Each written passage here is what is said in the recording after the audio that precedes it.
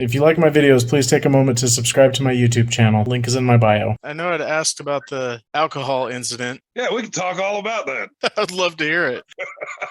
So here's what happened. After so many days of moving, shooting, communicating, and whatnot, and not sleeping and always being far north, and the only thing in front of you is the bad guy, and this, that, and the third, we finally get to a green zone. We're safe. We're in a full 360 defense. Ain't got no worries, not a care in the world. One of my fellow individuals in the platoon had a bottle of whiskey. Okie dokie. Well, there were a bunch of us. Some never got named and never got any kind of consequences.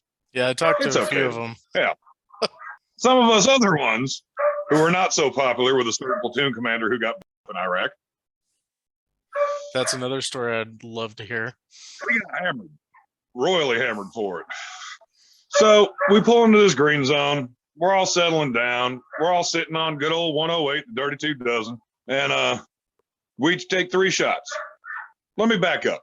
So before this, our corpsman, who was he's like, hey, I got these pills that'll help y'all relax. We're in a green zone. Cool. We're like, sweet, let's do it. So we took it. And we were each going to take 3 shots, for White, Medlin, and then one of our infantry guys, Milio. We were in a safe area.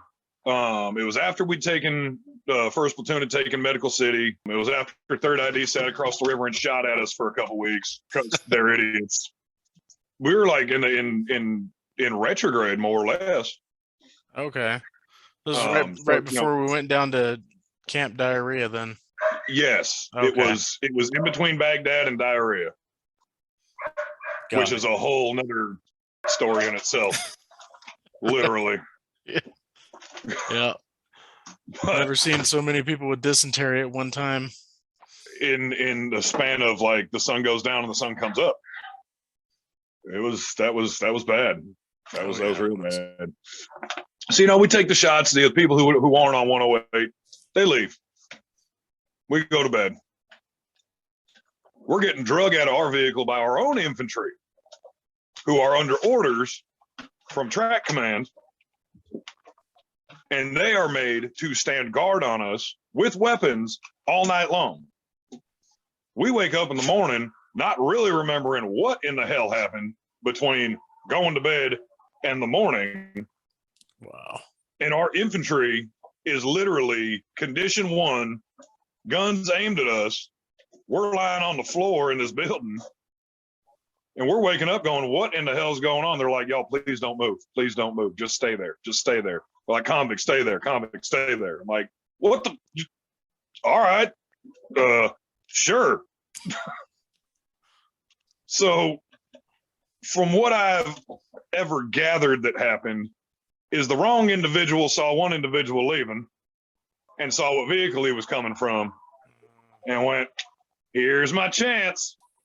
And he pulled that chance. And that chance worked. We were screwed. We lost almost 15 ribbons and medals that we were awarded on that vehicle. Lost. Never to be seen again. What? Our infantry platoon sergeant literally raised holy hell because he personally put us in for a stack. Combat Vs, the whole cha-cha.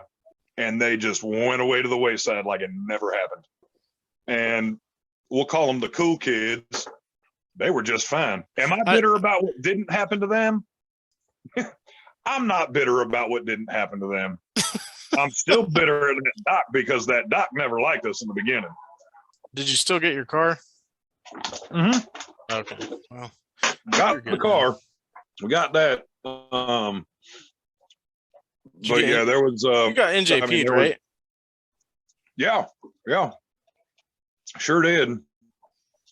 And out of the 3 of us that got NJP'd, I was the only one who didn't lose rank, and I don't know why.